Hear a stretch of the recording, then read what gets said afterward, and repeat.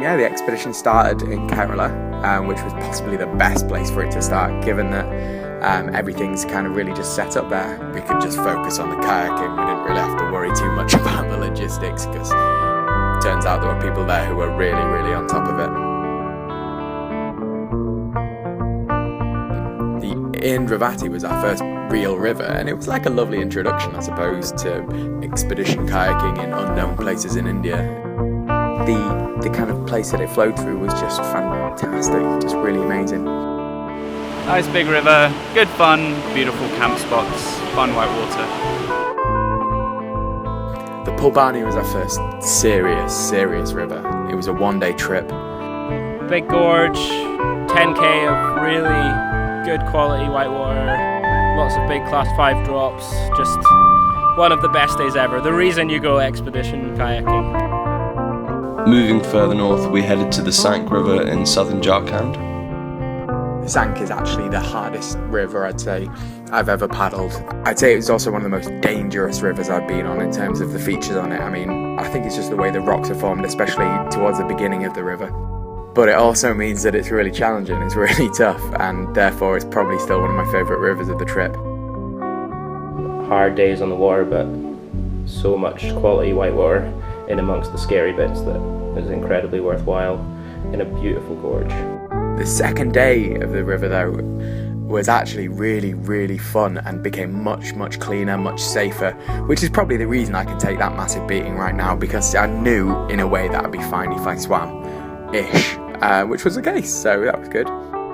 After some really good times in a new place, we decided to head back to Meghalaya. We missioned a 50-hour drive up to Meghalaya to catch the end of the monsoon. Meghalaya, it's been going for the past 2 years now. More and more is being discovered every single year, and I can do nothing but recommend people get out to Meghalaya right now. Well, not right now, otherwise there will be no water. I'm tripping in the living room with my dad. A lot of the creeks are just like whitewater theme parks. Endless big slides, just going for miles and all surprisingly clean. I know, and smile like a child. I'm dancing in the garden crying. Quite early on, we headed to the Trail, a river that is very close to Shillong and had potential to be an incredible new local run. Probably the best whitewater trip I've ever done in my life. Just unbelievable quality, hardly any portages. Who could ask for anything more? The Kapili's a river that we've been interested in for a while, but only got around to checking out this year. It was definitely worth the wait and was possibly the biggest find of the whole expedition. Probably the best river ever in the entire world. It's the best thing anyone's ever kayaked. We just did it. I love kind of big features, big fluffy features, and rivers like the Kapili and the Kinchi just deliver. They have every sort of feature.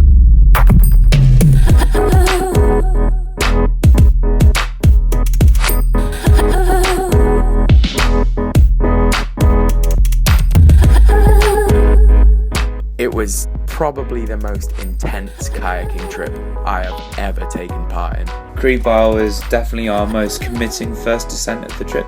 It was 60 kilometers of really remote, hard paddling. If anybody wants, a big week on the water, then I'd recommend you go do the Cree. And then there's the Kinchi, which is probably the best river in the world, but I'm not entirely sure yet because I've only paddled it in monster high water, and even then it was still pretty up there, even if we did walk 16 of the 17 named rapids. We ran it first in September at ridiculously high flows, and then for the next couple of months gradually paddled it at lower and lower levels and really got to see the variety of whitewater that the river holds. I suddenly realized that I am 18 years, 'cause I guess too much to do on my list. I want to smile like a child.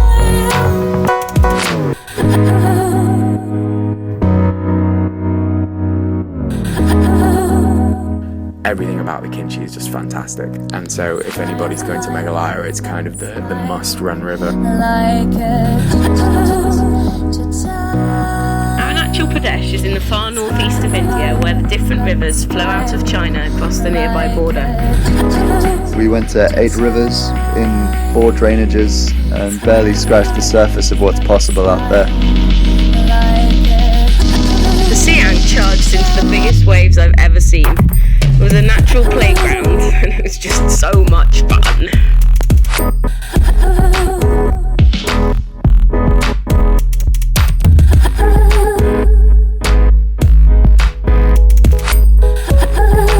The last destination of the trip was Rudraprayag and the Alaknanda River. We spent our days paddling and our evenings planning future trips back to India. Hi there, how's it going? We're at Chickarock Falls and it's perfectly good to go.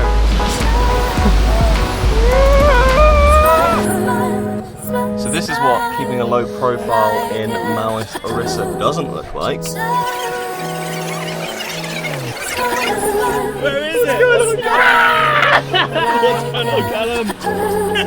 I've got a leech on my balls! Callum has a leech on his nuts! There's blood everywhere, it's terrifying! How are you gonna burn that one off?